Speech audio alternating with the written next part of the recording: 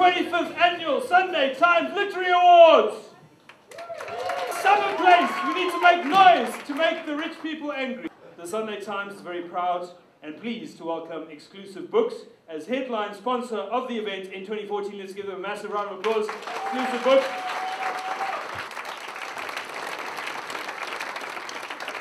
In every sphere of life, we find exemplary human beings who elicit our admiration and respect. Our country, South Africa, is filled with these human beings. Tonight, we want to honor one such man, Barry Ronge. We've asked him to accept a token of our appreciation by accepting our Lifetime Achiever Award. But as we thought about the immense contribution that Barry has made, not only to the Sunday Times or these literary awards, but to millions of readers and South Africans, we felt that we want to do a little bit more, something more tangible, a little bit more lasting. And thus we have decided, without asking Barry's permission, to rename the Sunday Times Fiction Award to become the Barry Ronge Fiction Award.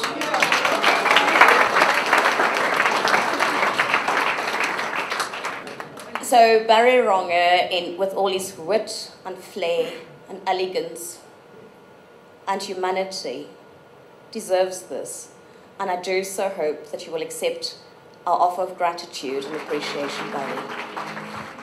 The 14th Annual Fiction Prize of 75,000 Rand goes to Claire Robertson for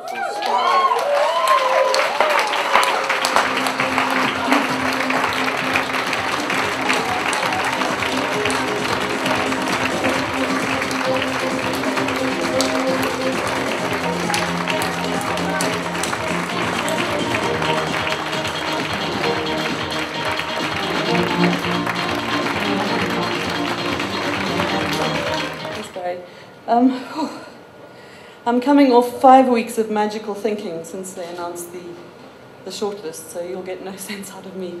But I would like to try to remember the people that I'd like to thank for being such good friends to this book. Jenny Hobbs, Michelle Magwood, Steve Connolly, the head of the Random House of Penguins, who, not just because he's the grand poobah of publishing, is the only person who saw the Dylan Thomas homage in the book. I pictured that. My wonderful editor, Fani Nordeer, the incomparable and brilliant Furi Botha, who I think editors, writers just want to please. I think that's a lot, and clearly have suddenly discovered the meaning of that overused word stunning, in that I feel stunned. He, she, it was stunned. But thank you very much. Oh, sorry, last but not least, before it ever laid huge splodges of wonga on the table for the prize, Exclusive Books was such a good friend to this book. It was really overwhelming, the generosity that they showed it in displays and in little stickers that they put on it, all sorts of things. So thank you very, very much for that. And the 25th Annual Alan Paton Award of 75,000 Rand goes to Max du Preez.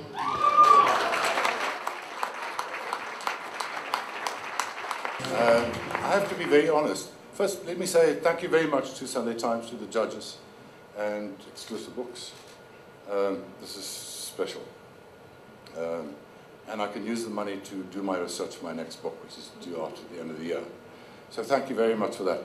I'm very cynical about these literary prizes. I have very rarely agreed with the decisions made. And I certainly disagree with tonight's decision. I was also reminded when Claire spoke and Barry spoke that I also once worked for the Sunday Times. In fact, 30 years ago, I was the political correspondent for the Sunday Times. And I worked under Tertius Myburgh, who was entertaining company, and that brings it back to my book, because that's really what my book was about. I had the privilege of sitting in the front row watching the drama of South Africa from 1975 to now, to witness events.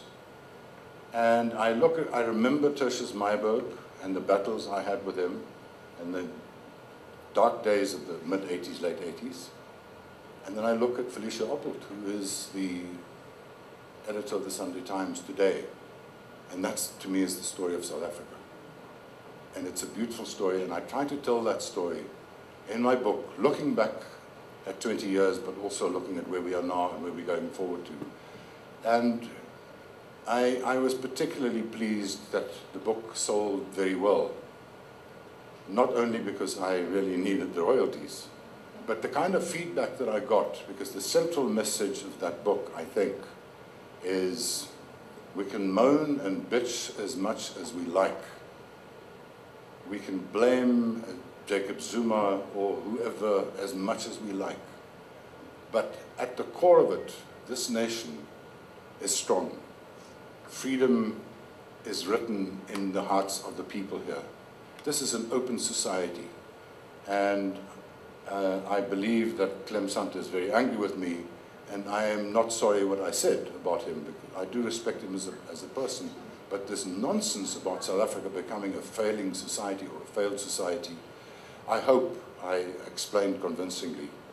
And I think I have, listening to the reaction of people, that we are bigger as a nation than the government of the day, than the politicians.